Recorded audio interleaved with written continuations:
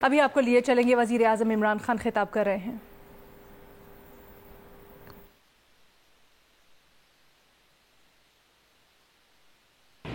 بسم اللہ الرحمن الرحیم۔ ایاک نعبد و ایاک نستعین۔ جناب chief minister, governor Balochistan, general Bajwa, general Sarfraz, federal ministers اور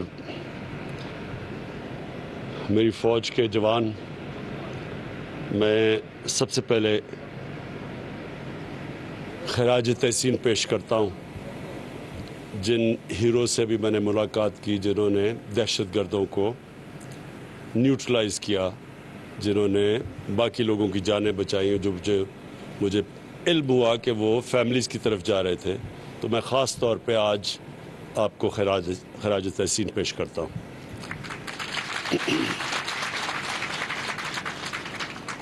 میں آج خاص نوشکی اس لیے آیا ہوں کہ میں اپنی پاکستان کی فوج کے جوانوں کو ایک پیغام دینا چاہتا ہوں کہ ساری قوم آپ کے ساتھ کھڑی ہے۔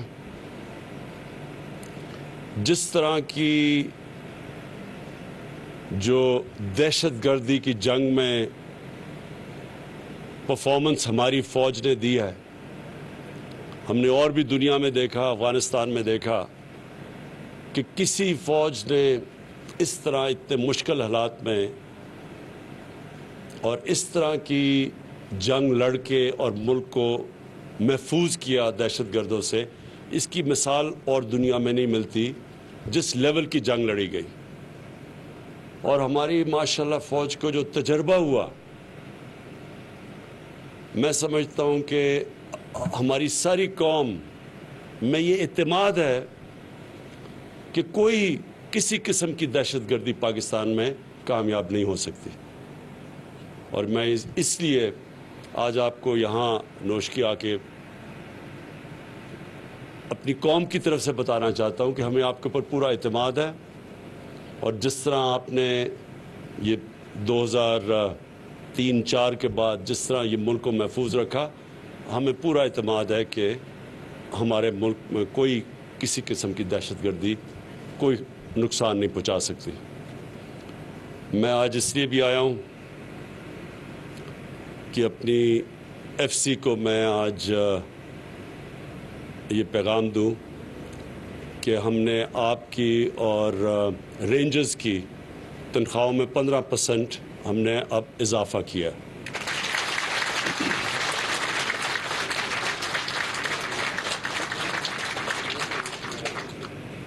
مہنگائی کا دور ہے، مجھے پورا علم ہے، بدقسمتی سے ساری دنیا کے اندر ایک سیلاب آیا ہوا ہے مہنگائی کا۔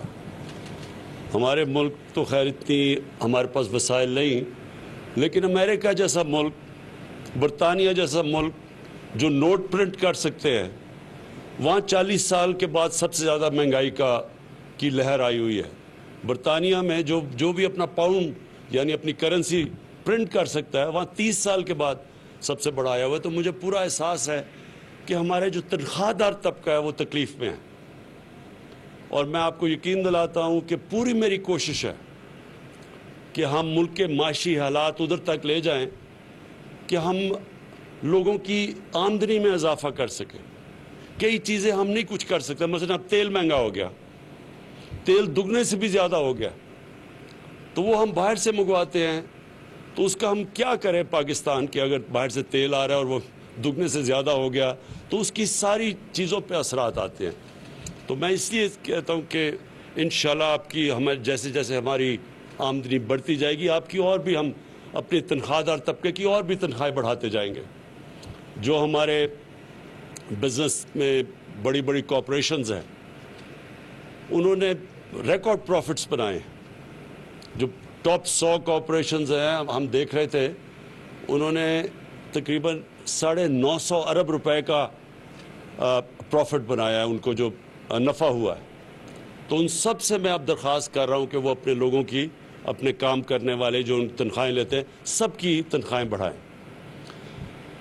دوسری چیز، میں یہاں چیف منسٹر بلوچستان بیٹھے ہیں، میں ان کو اشور کرنا چاہتا ہوں کہ کوئی بھی پاکستان کی جو ڈیموکریٹک گورنمنٹ آئی ہے، مجھے احساس ہے کہ تھوڑے سے فیزز میں کئی دفعہ ملٹری گورنمنٹ نے بلوچستان میں زیادہ کام کیا، لیکن کسی بھی ڈیموکریٹک گورنمنٹ نے اتنا کام نہیں یا اتنے فنڈز بلوچستان میں نہیں لگائے ہوں گے جو ہماری اس حکومت نے لگائے ہیں۔ جو سب سے زیادہ بڑا پروجیکٹ ہم اب کر رہے ہیں اور جس سے بلوچستان کے لوگوں کو بہت فائدہ ہوگا، جو فیڈرل گورنمنٹ کا پروجیکٹ ہے، وہ چمن سے لے کے کوئٹہ اور کراچی کا ایک پورا ہائی وے بنا رہے ہیں، جس کی ہم نے پیسے بھی ایلوکیٹ کر دیے ہیں، اور انشاءاللہ اس سے بلوچستان کے لوگوں کو بہت فائدہ ہوگا۔ بڑا صوبہ ہے، بڑے بڑے فاصلے ہیں، آبادی کم ہے، اس کے اپنے چیلنجز ہیں، لیکن میں پھر سے آپ کو اشور کرتا ہوں کہ جیسے جیسے، اور اللہ کا شکر ہے ریکارڈ ٹیکس کلیکشن ہوئی ہے اس باری اور ہوتی جا رہی ہے، جیسے جیسے ہماری آمدنی بڑھتی جائے گی، بلوچستان کے اوپر اور بلوچستان کے لوگوں کے اوپر ہم خاص طور پہ توجہ دے رہے ہیں، کیونکہ وہ پیچھے رہ گئے ہیں، اور جو بھی علاقے پیچھے رہ گئے ہیں، جس طرح ہمارا جو پرانا قبائلی علاقہ تھا وہاں کے لوگ پیچھے رہ گئے ہیں، ان کے لیے بھی ہم پوری کوشش کر رہے ہیں کہ ہماری فنڈنگ جو ہو وہ سارے ان علاقوں پہ جائے، جیسا گلگت بلتستان ہے وہ پیچھے رہ گیا۔ ان سارے علاقوں کے اوپر ہماری کوشش ہے کہ جیسے جیسے ہماری آمدنی بڑھتی جائے گی ہم ان علاقوں کے اوپر پوری توجہ دیں گے۔ میں آخر میں اپنی قوم کو ایک پیغام دینا چاہتا ہوں، ادھر آ کے نوش کی آ کے اس لیے کہ پھر ہمیں جو یہ دہشت گردی کا جو یہ واقعہ ہوا، یہ ساری اس کا بہت، میں تو چائنا میں تھا جب مجھے اس کی خبر ملی، تو میں نے تبھی فیصلہ کیا کہ آتے ساتھ ہی چائنا سے میں پہلے آ کے نوش کی آؤں گا اور اپنے جوانوں کو بتاؤں گا کہ آپ اکیلے نہیں ہیں، آپ کے ساتھ پوری قوم بھی کھڑی ہے، اور قوم یہ اللہ میں ماننے والے لوگ ہیں۔ ہمارے لیے جب ہم اپنی قوم کے لیے جو بھی اپنی جان دیتا ہے اس کی تو ایک خاص رتبہ ہوتا ہے۔ جب ہم کہتے ہیں اللہ سیدھے راستے پہ لگا، ان کے راستے میں جن کو تو نے نعمتیں بخشیں، تو پیغمبروں کے راستے کے بعد جو بہت بڑا رتبہ ہے وہ شہیدوں کا رتبہ ہے۔ تو مسلمانوں کے لیے تو یہ بہت بڑا اعزاز ہوتا ہے کہ جب اپنی قوم کے لیے کوئی بھی اپنی سب سے بڑی قربانی اپنی جب جان کی دیتا ہے، لیکن یہ بھی آپ کو احساس ہونا چاہیے کہ قوم بھی آپ کے ساتھ کھڑی ہے۔ اور سارے لوگوں نے مجھے جب ادھر بھی تھا مجھے میسیجز ایک دم آئیں کہ کس طرح دلیری سے دہشت گردی کا مقابلہ کیا، اور میں چیف منسٹر صاحب آپ کو بھی یہ کہنا چاہتا ہوں کہ ہم انشاءاللہ یہاں ڈیولپمنٹ اتنی کر دیں گے بلوچستان میں آنے والے دنوں میں کہ یہ جو لوگ اس کو استعمال کرتے ہیں، اور ہم سب کو پتہ ہے کہ یہ خود نہیں کر رہے، ان کے پیچھے باہر وہ قوتیں ہیں جو چاہتی ہیں کہ پاکستان کے ٹکڑے ہوں، تو یہ پیچھے سے بھی فنڈنگ ہے اس کے لیے۔ تو انشاءاللہ ہم ان کے اپنے بلوچستان کی عوام کے لیے وہ کام کر جائیں گے کہ یہ جو بھی کوشش ان کی جو ہے کہ لوگوں کو اکسائیں اور ان کو حکومت کے خلاف اور اپنی سیکیورٹی فورسز کے خلاف کھڑے کریں، انشاءاللہ وہ کام اتنا ہو جائے گا کہ ان دہشت گردوں کی کوئی بات نہیں سنے گا، نہ ہی یہ جو باہر ہمارے دشمن بیٹھے ہوئے ہیں ملک کے اندر انتشار پھیلانے کے لیے، ان کے لیے بھی کوئی سننے والی ان کی بات نہیں ہوگا۔ میں ابھی چائنا سے آیا اور میں آخری بات کہتا ہوں کہ جو سی پیک ہے، سی پیک کا جو پہلا دور تھا وہ تو سیدھا تھا کنیکٹیوٹی کہ سڑک بنے اور پاور سٹیشنز تھے۔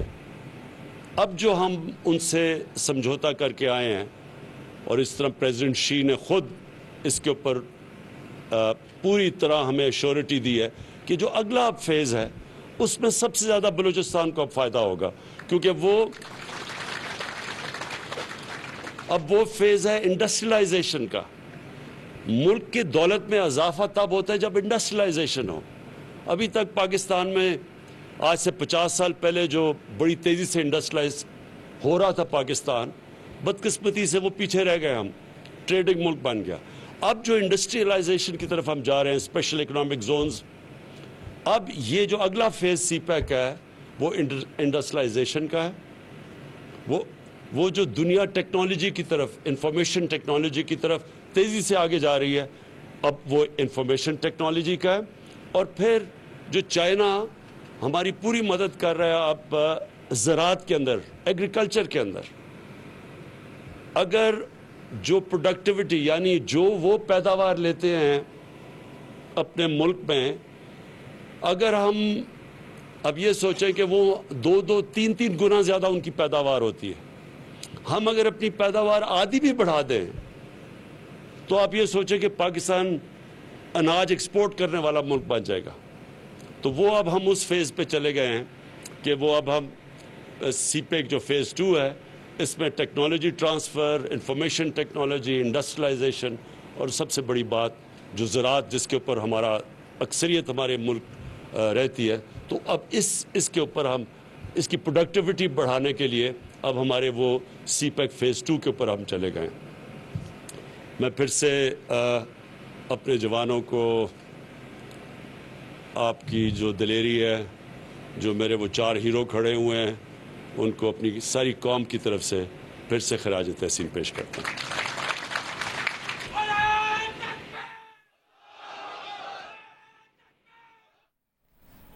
وزیر اعظم عمران خان نوشکی میں فوجی جوانوں سے خطاب کر رہے تھے. خاص طور پر ان جوانوں کو خراج تحسین پیش کرتا ہوں جنہوں نے دوسروں کی جانیں بچائیں. وزیر اعظم نے خطاب کرتے ہوئے کہا، عمران خان نے مودی کی انتہا پسند حکومت اور مسئلہ کشمیر کو پاک بھارت تعلقات میں رکاوٹ قرار دے دیا. چینی ٹی وی کو انٹرویو میں عمران خان نے کہا کہ پاکستان اور چین کا ایک مسئلہ پڑوسی ملک بھارت ہے. وزیر اعظم نے کہا چین اور پاکستان کی وجہ سے خطے میں استحکام ہے.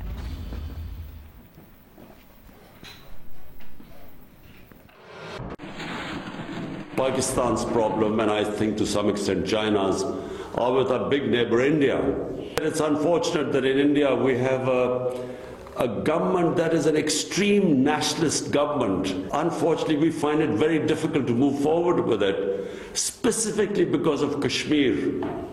Now, Kashmir is our only issue with India, and rather than trying to resolve that issue, India has made things worse. So this is a problem, and I hope that sooner or later we will resolve it through political dialogue. We have good relationships with the US. We have probably what we call iron brother relationship with China.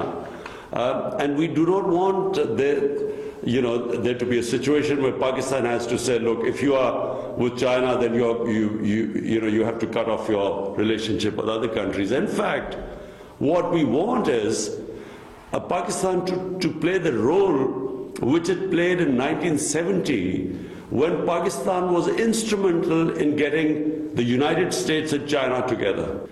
And my priority in Pakistan are the 220 million people in my country. And economic well-being comes with stability and peace. M Q M کا وفد مسلم league نون کے صدر شہباز شریف سے ملاقات کرنے ان کی رہائش گاہ پر پہنچ گیا ہے. اس متعلق مزید تفصیلات جانتے ہیں ہمارے نمائندے عثمان بھٹی سے. عثمان، کیا تفصیلات ہیں آپ کے پاس؟ جی، متحدہ قومی موومنٹ کے ڈپٹی کنوینر عامر خان اور سابق میئر کراچی وسیم اختر جو ہے شہباز شریف سے ملاقات کے لیے ان کی رہائش گاہ پر پہنچ گئے ہیں مال ٹاؤن میں. شہباز شریف نے ایم کیو ایم کے بس کا استقبال کیا.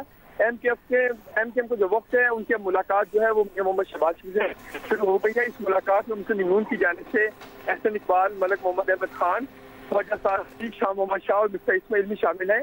اس ملاقات میں جو اس وقت سیاسی تناظر میں اس وقت جو پیش رفت ہو رہی ہے اپوزیشن کی جانب سے تمام صورتحال کو زیر بحث لایا جائے گا. جی بہت شکریہ عثمان تفصیلات کے لیے.